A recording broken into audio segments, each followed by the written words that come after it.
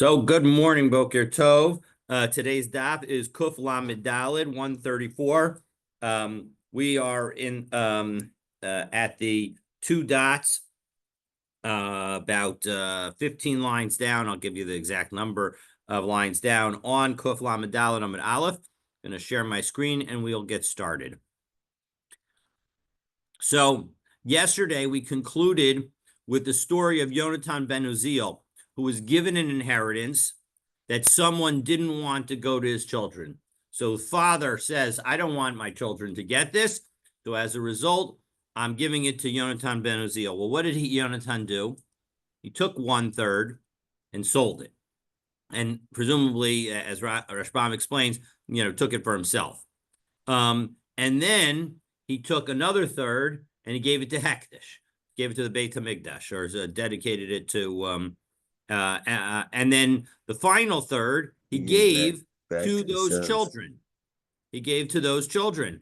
So that got Shammai upset, because aren't you just taking advantage, or aren't you just going around the wishes with the wishes of the father? Thank you.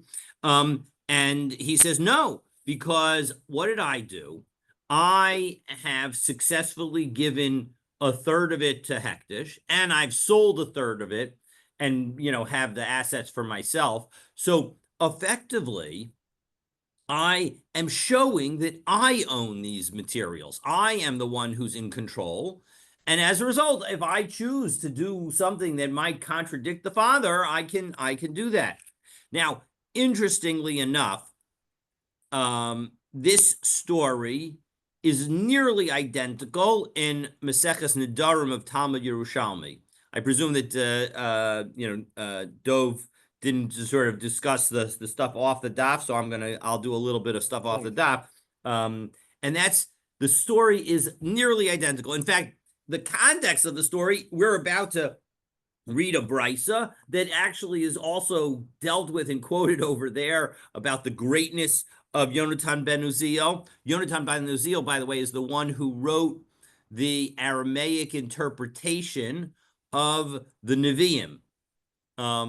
And I can't remember where this is, whether it's actually a Gemara or a Midrash, but basically he then wanted to write the interpretation of the Ketuvim. And Abbas Kol came out and says, no, you've done enough. You don't need to do any more. It's because every translation should be understood to also be a commentary, because words are not translatable perfectly. And so when you translate them, you're effectively giving some level of explanation, of commentary about them. So in any event, that's There's the Targum Yonatan on Chumash too. Is that the same Targum? No, it's not Targum Yonatan is not on Chumash. Targum Onkelos is on Chumash. Yeah, there's Onkelos, but I thought there's a Targum Yonatan as well. Because I had that. If there is, then the Targum Yonatan is Yonatan ben Uziel. So if there is, then fine. But I thought that it's only on Ketuvim. But you could take a look and see if you see it on Chumash as well. So that's exactly right. Yes, that's exactly who that's who Yonatan ben Uziel is. So, except the story, interestingly, the story in Nedarim has the following twist. Who is it that is refusing to inherit his children? It's Yonatan ben Uziel's father. And who is it that is given the estate? It's Shammai. So the person who questions things here is the one who's given the estate. And what does Shammai do with the estate? He does exactly what Yonatan ben Uziel does here. So let's take a look at Tosfos, the bottom Tosfos on Kuf Lamed Gimel Amud Bet. It's worth taking a look at it, because it also helps us explain the situation, and then it notes the fact that there's this Yerushalmi in Nedarim. In Nedarim, yes. Okay, so Ba'alav Shammai b'maklo v'tarmilo v'chulu. So remember that again, Shammai, after hearing that Yonatan ben Uziel has given 1/3 of the estate to the descendants, he gets upset and he comes to him with his staff in order to show he's upset. Okay, and so let's take a look at this. So Nira the Rashba thinks the following: Dahu Gavra, that the father in this case, the Kasav Nechasav Yehonatan ben Uziel, the father who wrote all of the possessions to Yonatan ben Uziel, Hidir Nechasav Mibanav Bechayav Uvemoso. He actually had made a neder that his children should not benefit from his properties, both in his lifetime and after his death. And so as a result, his children were not allowed to inherit it directly. So, but he felt bad about that. He changed his mind. So, V'hayasav or Shammai, and Shammai thought, Shenatan LeYehonatan almanat sheyitin lebanav. Shammai thought that actually the whole reason that the father had given it to Yehonatan in the first place was as a bypass, as essentially a method to trick and avoid violating his neder. He said he isn't going to give it to his children, and so as a result, he's going to give it to Yonatan ben Uziel, and Yonatan ben Uziel will give it to his children. So that's what Shammai thought. V'haya savar shehechzir hakol, and Shammai actually thought that Yehonatan ben Uziel had given all of it to the children. V'al kain ba'alav lomar sha'al yedei matanazu lo hutra behen habanim. And so that's why Shammai said, listen, you're not allowed to do it just because he gave it to you. Just because he gave it to you doesn't take away the oath that the person made. Kamo Masab de Beit Choron, just like the story of Beit Choron. Now, if you don't remember the story of Beit Choron from the end of the day yesterday, I'll remind you of the story of Beit Choron. The story is the following, Mark. You'll like this story. Okay. A father wants to make a wedding for his son. That's good. Yeah, that is good. The problem is that the grandfather of the groom had made an oath not to benefit from his son any longer because they got into a fight. They didn't like each other. But the grandfather still loves his grandson and he wants to go to the wedding. So what does the father do? The father goes to a friend and he says to the friend, listen, I'll give you all the money. You make the wedding for my son. Wow. And that way, when the friend makes the wedding, now the grandfather isn't benefiting from the father directly. He's benefiting from the friend. Right. So maybe that should be allowed. No. Well, it worked. Well, no, it didn't work because the friend says, oh, you know what? Maybe I'll just keep all the money, or maybe I'll just give all the money to charity. Oh, good. And then the person says, whoa, I didn't give you the money to give to charity. I didn't give you the money to keep. I gave you the money to make my party. Wow. So when the father said that, it was clear that he never had intention to really give the money to his friend. Wow. And so as a result, the grandfather still would not be allowed to go to the party. So what happens to him? So as a result, the father can't go. That the grandfather doesn't have the permission to go to the party because the son gave it away. And so what did Yehonatan respond in our Gemara? So what he did? What? So as a result, he had to stay home. Yeah. And sleep. Exactly. Maybe he got some sleep. Yeah. Eino kamosha ata savor. The story isn't the way you think, Shammai. Because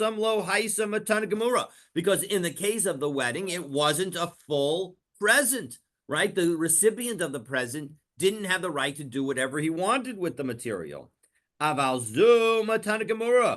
This is a full gift.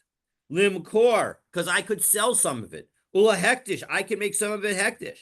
The Kain Mashba Yerushalmi. And actually, that's the implication if you take a look at the story in Yerushalmi, in Nedarim, de Ka'amar Yehonatan ben Uziel Hidiru Aviv min Achasav. That it was Yonatan ben Uziel's father who swore that Yehonatan ben Uziel wouldn't get the property. Amad v'kasav l'Shammai, and so he writes his entire estate to Shammai. And Ma'asa Shammai, what did Shammai do? Machar Mikzasan, he sold part of it. V'hektish Mikzasan, and then he gave part of it to Hektish. V'nasan es Ashar, and then he gave the rest to Yehonatan ben Uziel. So Amar, and what did Shammai then say? Just as Yehonatan ben Uziel says here, Kol mishi yabo ve'ya'arer al matana hazos yotzi min halakukos min yad ha'hektish. That if you think that my giving the property to Yonatan ben Uziel is improper, then you need to also undo the sale that I made, right, and you need to undo the hektish, the charity that I gave. Ya'er really means to complain. What? Ya'er means error really means to complain. Yes, I understand. Objection. I understand. Anybody. The point is that anybody who wants to object to my having given it to Yehonatan ben Uziel must also object and thereby cause a retraction in both the sale transaction and the hektish transaction. And only after you do those, the acharkach, and only after you undo those other two transactions, Yotzi miyad, then you could take it away from Yehonatan. If you want to complain, right? Every complaint, our error, it means to complain. But here it's a complaint in order to take something away. And that's just like in other situations. The ir is a complaint that wants to take something away. And so as a result, that's the story. And so that's the context that we have here. And then Tosfos ends, B'shem zeh ma'aseh atzmo haya. Maybe, in fact, it's really all one story. And that seems to me what makes the most sense to me. It's really one story. Yeah. And the Yerushalmi and the Bavli got the story in reverse order, in different orders. So that's the background. I wanted to just make sure to do that. Tosfos, I thought that would be fun as an opening and a little bit review of what we did. So now I was wondering yesterday who is Shammai? It's certainly not Beit Shammai and Hillel. That's not. Yeah, no. Why is it not Shammai and Hillel? You think it is? Of course it is. This is the Shammai of Shammai and Hillel.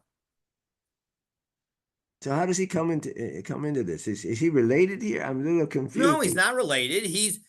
Well, in the story in our Gemara, he comes and complains and says, right, Yonatan ben Uziel, it looks like you're facilitating the violation of this father's oath. And in the story of in Maseches Nedarim, he's the one who's given the assets, and he essentially facilitates Yehonatan ben Uziel getting a portion of the estate, even though his father had sworn that he should not get the estate.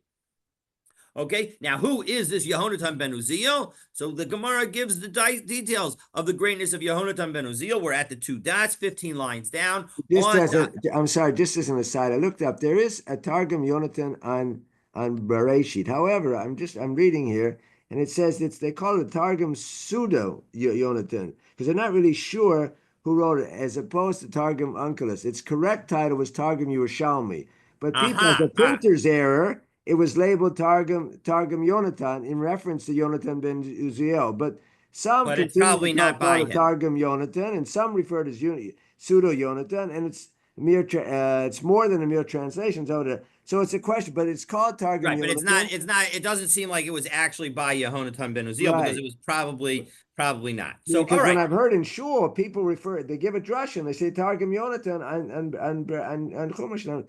And I was thinking about that. So clearly it must be that it's they're talking about it. It must be Yonatan on Bracious, and then obviously it's actually not Yonatan. Thank you for that detail. Okay, so Tana Rabbanan, Shmonim Talmidim Hayulol Hill Hazakin.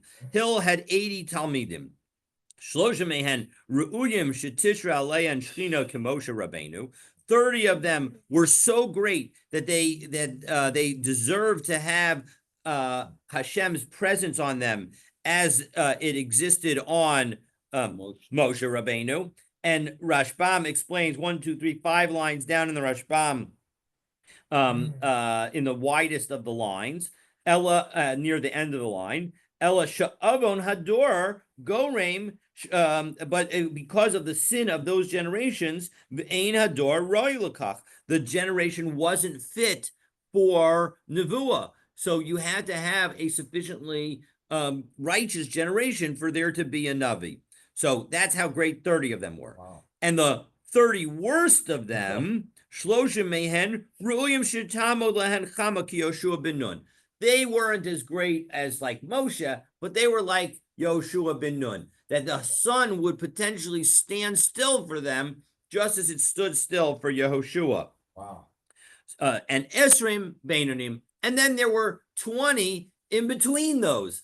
So, that's not to say that there were 20 just average people. It's 20 that were between those greatness. Gadol Shebekulan, Yonatan ben Uziel. The greatest of all of them is the Yonatan that we were talking about. Katan Shebekulan, Rabbi Yochanan ben Zakkai. And the least of all of them is Rabbi Yochanan ben Zakkai.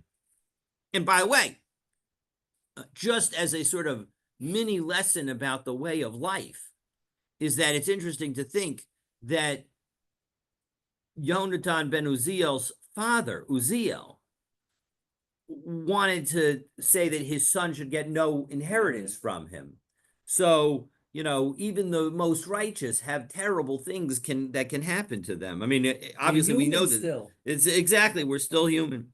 All right. Amru Alava, Rabbi Yochanan ben Zakkai. What do they say? And Katan Shebekul and Rabbi Yochanan ben Zakkai. And the least of them all was Rabbi Yochanan ben Zakkai. Of course, Rabbi Yochanan ben Zakkai is the one who saves the Jewish people by preserving Karen B'Yavna, etc. Okay. So Amru Alav al Rabbi Yochanan ben Zakkai. What did they say about Rabbi Yochanan ben Zakkai? How knowledgeable was he?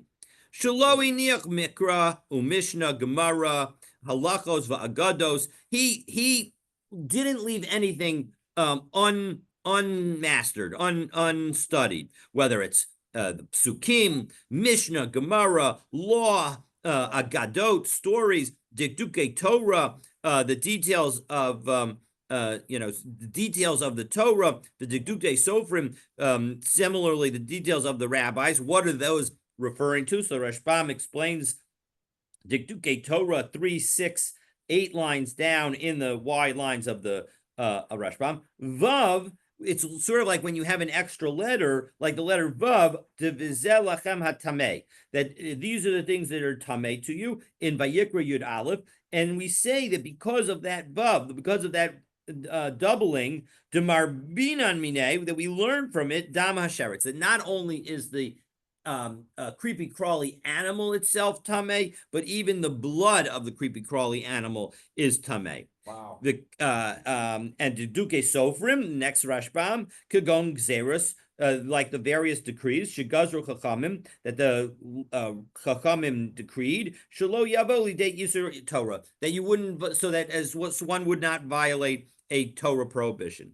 The Kalin v'chamurin, and he understood every Kal v'chomer, Ugzerot Shavot, and he had the tradition of knowing every Gzera Shava that the Gemara, that we learn from, Utakufos, and the cycles of the planets and the solar system, Ugematriot, and gematrias. Usually gematria means the value of the letters, although it's interesting that here Rashbam gives a different explanation. It's more about acronyms. Wow. The gematriot kagon anochi, that when we say anochi in Anochi Hashem Elokecha, the aleph of anochi is ana, I, nafshi, myself, kasvit, yahavit, I, that Hashem is saying about the Aseres HaDibros, that I myself wrote them and gave them, that this is a direct gift from HaKadosh Baruch Hu. That's the kind of thing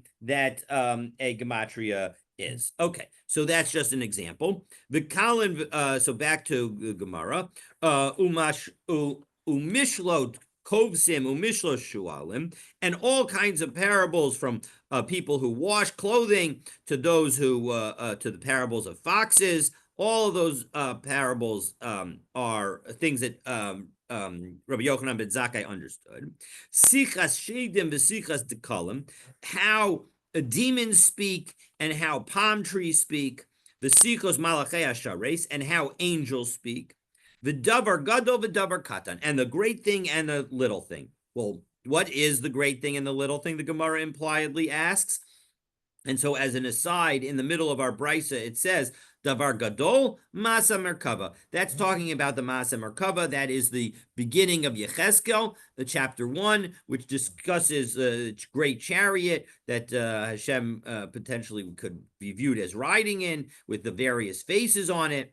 Davar Katan Havayota Abaye Virava. And the small things are the different discussions of Abaye and Rava. And Rashbam explains, again, Ma'aser Merkava Shavimar Yecheskel Havayos the Abaye v'Rava Shehikshu Mishnayos Ubraisos Tova v'Yitzir Tzum, that they had lots of questions about different brises, about what's consistent and what's inconsistent, and they resolved those questions. That's the teachings. All of those teachings, of course, Abaye and Rava were many generations later, and yet Yochanan ben Zakkai understood all of those, and it was that tradition that Abaye and Rava were reflecting.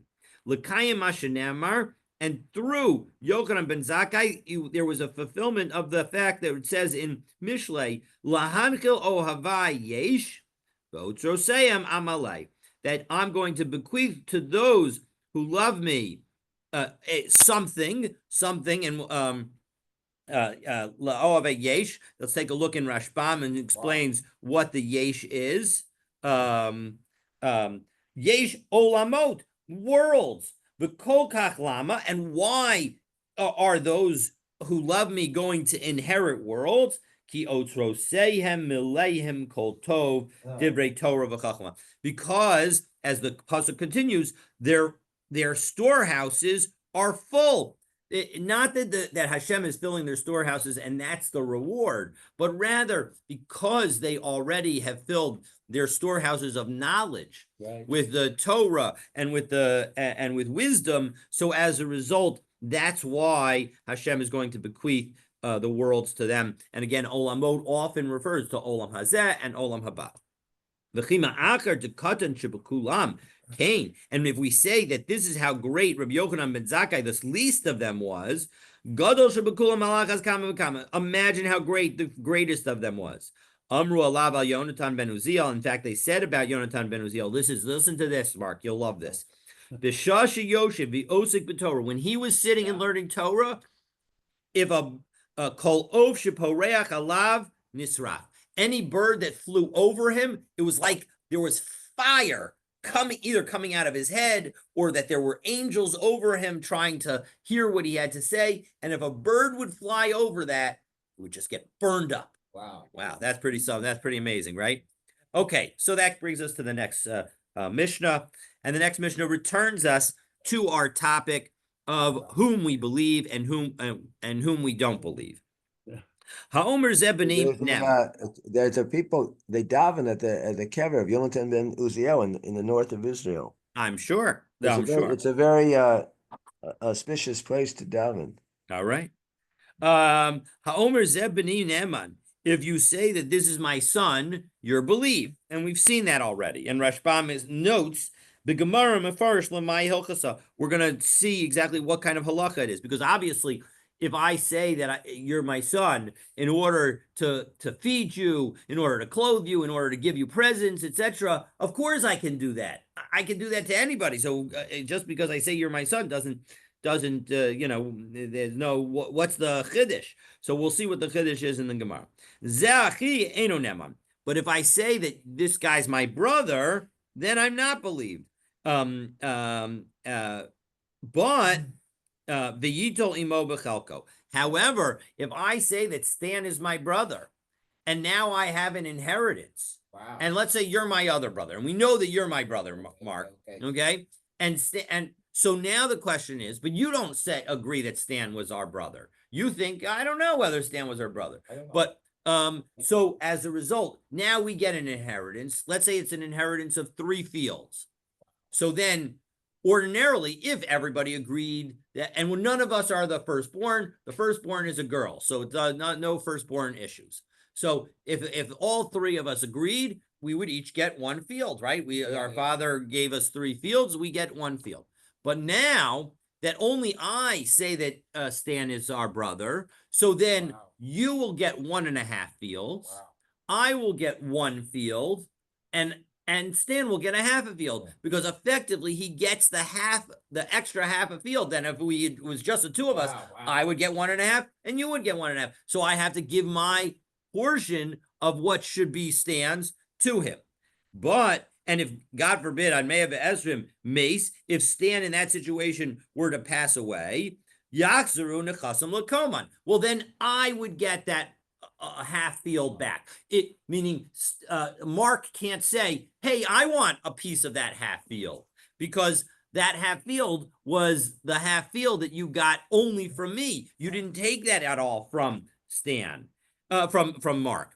However, naflu lo nechasim makom acher, as we but if you in fact were to get an inheritance from another source, or you were to just earn money, and now on May of Esrim, after you pass away, and we're trying to divide your inheritance, well then Mark can say, well, David, you admit that Stan is our brother, so just as you're taking Stan's inheritance, I want to share in that. So as a result, if there's some additional inheritance, I have to share it. Yirsho echav imo. I have to share it with my brother. Okay, so Zebani Naaman. So now the Gemara explains, what did it mean that the son, that this is my son and we believe him. Lamai Helchasa. What exactly are we talking about? What law are we talking about? Rav Yehuda Amar Shmuel, your show for inheritance. V'liftor es ishto min hayibum. And in order to allow the wife to avoid having to engage in yibum, meaning if without any sons, if there are brothers of the husband, well, then the wife is obligated in yibum.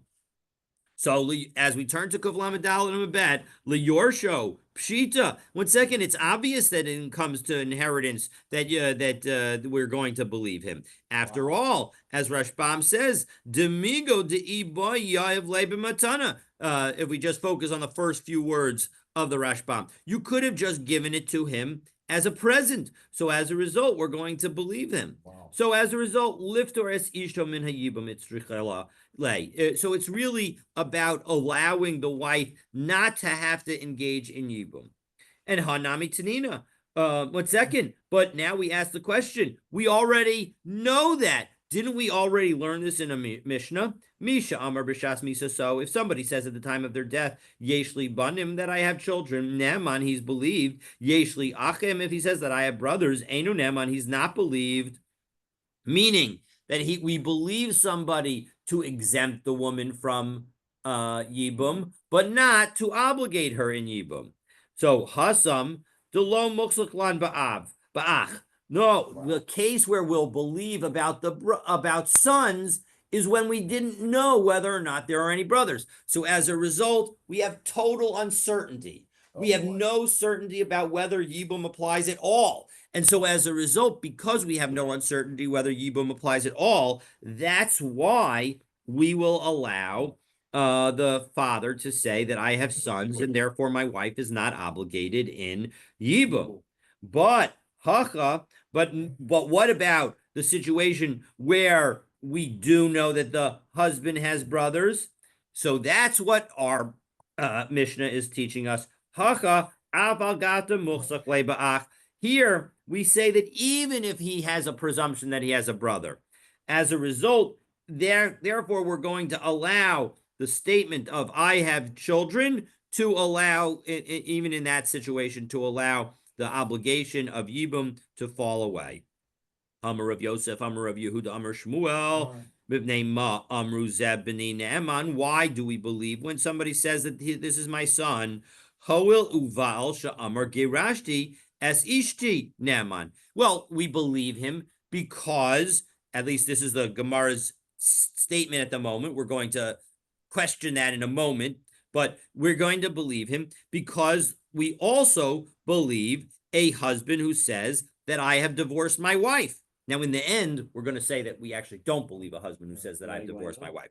But let's take a look and see. So Rashbam says, Hawil ubal she'amar gerashti es ishti neman, v'hilkach migo de'i boy amar gerashti, v'tifter mehayibum, because so now since we could say that the husband could say, listen, I divorced her, and therefore she's not subject to yibum. So therefore, ki amar nami yeshli banim. So therefore, when he says that I have sons, Naaman, he'll also be believed. Wow. So again, once we believe the man to say that he divorced his wife and therefore isn't subject to the woman isn't subject to yibum, so too will allow him to say that I have sons and she's not subject to yibum. The taima de Baal she'amar gerashti es ishti Naaman. And why is it that we believe a husband to say that he divorced his wife? Because he has the ability to divorce her right now in front of us. He could divorce her because in those days there was no requirement of a woman's agreement in a divorce. Excuse me. Okay. So Amar Rav Yosef, Marid Amram, the master of Abraham. Tale Tanya Bidelo Tanya. So Rav Yosef was the one who said this. Now the issue is, Rashbam explains, and we know this from elsewhere, but let's take a look. We know it from Maseches Nedarim, but here, Rav Yosef Chala. Rav Yosef got sick. Wow. The Shachach Talmudo, and he forgot all of his learning. Kida Amrinim b'Maseches Nedarim, as we saw in Maseches Nedarim, Ushmua Sheshama Mirav Yehuda Rabo Kodem Chalav, and the statement that he heard from Rav Yehuda was before he got sick. V'achshav, and now mitkashe behen, he's asking a question on it. And what's the question? Tali Tanya bidelo Tanya. One second, you're tying something that was taught in a Tanaic text, namely in our Mishnah, the fact that we believe a father about saying that I have a son, and you're doing that based on a statement that is not in any brisa, that is not in any Mishnah. Hayanosin al libo, he thought to himself, Vitama, and he wondered, Im Shama Kain, whether he actually heard this statement. Vahaya Mitartzan, Midaito, and he explained and he answered from his knowledge. Vahachi Kamar, and this is what he was saying. Ribono Shalom, God. Efsher Shishamati Mirav, is it Yehuda? Is it possible that I heard from Rabbi Yehuda? Shinui Gadol Glzeh, something strange like this, something different like this. To Tali Tanya HaMishnah, to Katani Zebani Naaman, that he connected and depended and made the statement that's in our Mishnah that we believe about a person to say, this is my son. Tola Taima Bidelo Tanya Bidavar She'enu B'Mishnah Ubaraisa. He ended up saying it that it's dependent on, and the reasoning is based on something that is not in any Mishnah and is not in any Brisa. Hach de Baal Sha'amar Garashti Es Ishti, that we believe the Memra Ba'alma that when it comes to the fact that we believe a man to say that he divorced his wife, which is just a statement in the world and not a brisa or a mishnah, the gamhi tzricha tam, that also needs some kind of explanation. Tam acher is some kind of explanation. B'tola es ha'ikr b'tefolo, and so it's as if we're connecting the main point on something that is a secondary point, meaning it should be that believing the husband about divorcing his wife should be secondary to believing a father that this is my son. So Rav Yosef Elai Admar Hachi Edmar must be that this is what Rav Yehuda said. Amar Rav Yehuda Amar Shmuel. This is what Rav Yehuda said in the name of Shmuel. Mipnei ma amru zeh b'ni Naaman. Why is it that we believe somebody to say that this is my son? Because ha'ul ubiyadu legarsha, he could have divorced her. And so as a result, we're going to believe him because he could have divorced her right now if he wanted to. No. And so as a result, because he could divorce her now and make her exempt from Yibum, we're going to believe him when he says that I have a son and she's exempt from Yibum. So Amar of Yosef, Hashta to Amran Amrinan Hoa. And now once we say since that we're going to believe the husband because he could have divorced her anyway, so Baal Shamar Girashti Azishti Naaman, we should also believe a husband who says that he divorced his wife. Hawal Oviyado Lagarsha, because he has the ability to divorce her. Yasa Rabbi Yitzchak Bar Yosef Amar Rabbi Yochanan. So when Rabbi Yitzchak came, he said in the name of Rabbi Yochanan, Baal Shamar Girashti as Ishti Eno Naaman. A husband who says I've divorced my wife is not believed. One second. So Menapach Rav Sheshes biyade. Rav Sheshes waved his hand. Azolei hoel to Rav Yosef. There goes what Rav Yosef said in his reasoning. So, Aini, 1 second, is it really true? V'ha'amar Rabbi Chia bar Avin, Amar Rabbi Yochanan. Rabbi Chia said, again, in the name of Rabbi Yochanan, whose same statement was made by Rabbi Yitzchak, was also in the name of Rabbi Yochanan. Baal Sha'amar Geirashti as Ishti Naman. If a husband who says, I've divorced my wife, he is believed. Well, 1 second, we have now an internal contradiction in Rabbi Yochanan. So, lo kasha, kan lemafreya, kan laba. One goes to retroactively, and one is talking about going forward. That when it comes to retroactively, we will not believe the husband to say that he divorced his wife, meaning that if something happened, let's say she had an affair. And so if in fact she had an affair, and so as a result, she's subject to the death penalty. So now we're not going to believe the husband to say, oh, I divorced her 3 weeks before that affair. So therefore, she's not subject to the death penalty. That we won't believe the husband. However, when it comes to from now going forward, that if he says now that I divorced her and therefore, she's entitled to whatever and, etc. from this point going forward, then we do believe him. So Ibailahu, Amr lemafreya. What happens if the husband says that I divorced her 3 weeks ago? So do we say that, well, look, he said he divorced her, so we're going to believe him from this point on? Or do we say, no, you can't divide his statement. He said he divorced her 3 weeks ago. That's a statement about the past.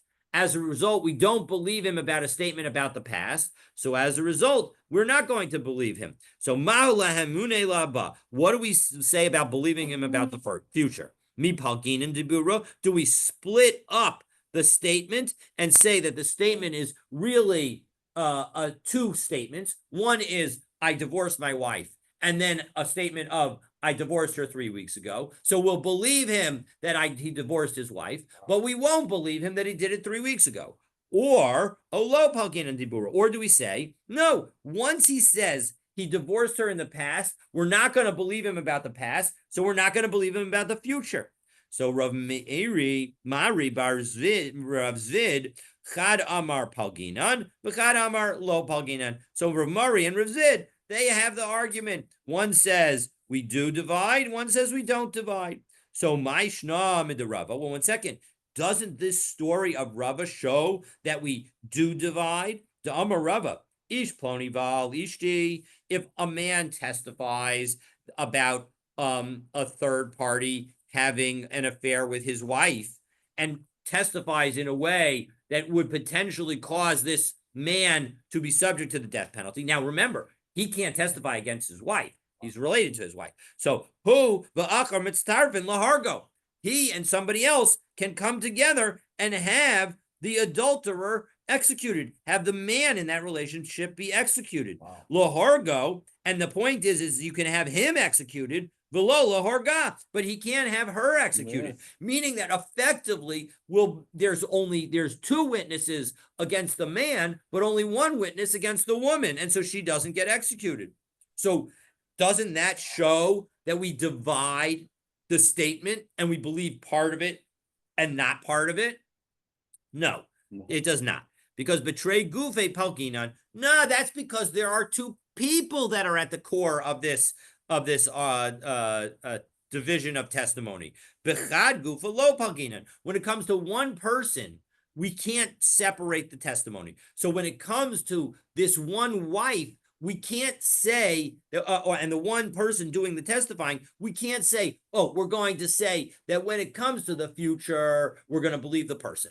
But when it comes to the past, we're not going to believe the person. No, we either believe the person completely or we don't believe the person completely. So as a result, that's not necessarily a proof one way or the other. So now we'll get one last final story, and with that, we'll conclude for today. How can they say, if a man says he divorced his wife, we're presuming here, I'm a little confused, but are we presuming that the divorce, his statement is only relevant from today, this moment? A person may have divorced his wife 20 years ago. We're not going to say that's a valid statement? That's correct. If we don't have witnesses and we don't have evidence and we don't have a document, we don't have anything to support anything that he says, then we will only believe the man from this point forward. And that is only the opinion that we have at this moment. The reason that I wanted to make sure to cover the next story is because we're going to effectively undermine that. Because remember, we have two statements in the name of Rabbi Yochanan. We had a statement by Rabbi Yitzchak and a statement by Rabbi Chia. Rabbi Yitzchak said that we don't believe the husband when he says that he divorced his wife. It's only according to Rabbi Chia that we said that he believed. And we then broke that down and said, well, maybe we can make those two statements consistent by saying one applies, one is regarding retroactively, and one is about the future. But we are going to, in just a moment, we are going to reject that answer. So, Hahu Dahavaka Shachim, there was a man who was dying. Amrulay, they asked him, Itse Laman, who can your wife marry?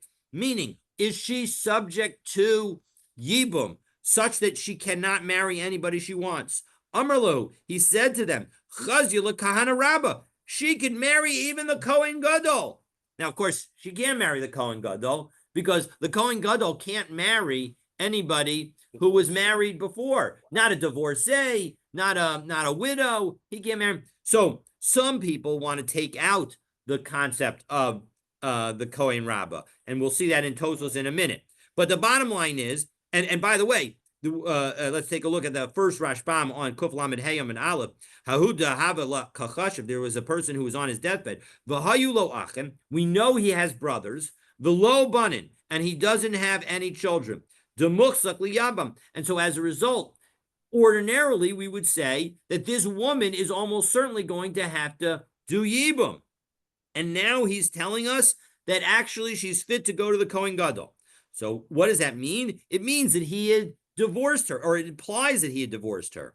As Rashbam says, Chazila Kahana, Lav Dafka. It doesn't mean specifically to the Kohen, because he can't even, if he divorced her, she can't even marry a regular Kohen.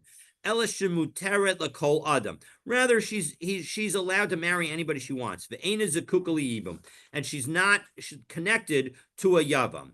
Umihu lekahana asira. But of course she'll be prohibited to a kohen. Daha al yedei the Dalit takes out migo debal al yedei she'amar garashti as ishti, because he says that I divorced his wife. Naaman, we're going to believe him. Mamninan lay as we're going to explain, we're going to see that we would believe him if he said he's divorced. So I'm a Rava. So my naichushla. So as a result, Rava rules. There's no why should we be concerned about her status? So therefore, she should be able to marry whomever she wants. Because ha'amar Rav Chia bar Abba amar Rav Yochanan, the statement that we had from Rav Chia just 2 minutes ago. We're going to believe a husband who says that his wife is divorced. So Amar le Abaye, v'haki also Rabbi Yitzchak bar Yosef Amar Rabbi Yochanan. But 1 second, didn't Rabbi Yitzchak say that when he came and talked about what Rabbi Yochanan said, he said that Rabbi Yochanan said Baal Amar Girashti es Ishti Eino Naaman, that the husband is not believed. So Amar le Rabbi said back to him, V'lav mim shalosh shaninu. But 1 second, didn't we resolve this? Kan lemafreya v'kan la'aba, that the two statements are both equally correct. One is about retroactive understanding, that we don't believe the husband when it comes to the retroactive application of the fact that they were divorced. But but when it comes to how we're going to treat the woman from this point forward, we will treat her as divorced. And so Abaye says, well, 1 second.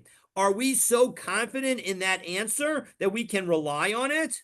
So Amrle Rava, the Rav Nasan bar Ami, Chushla. So as a result, Rava said, you know what?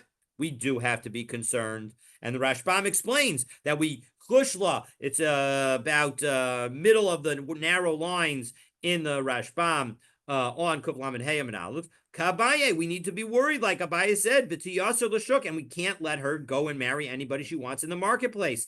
Umishum de Amar la'el l'may nechush, and because Rava had said at the beginning of the statement, why should we be worried? Ka'amar hacha devada ika l'mechash. That's why he uses that same language about being worried.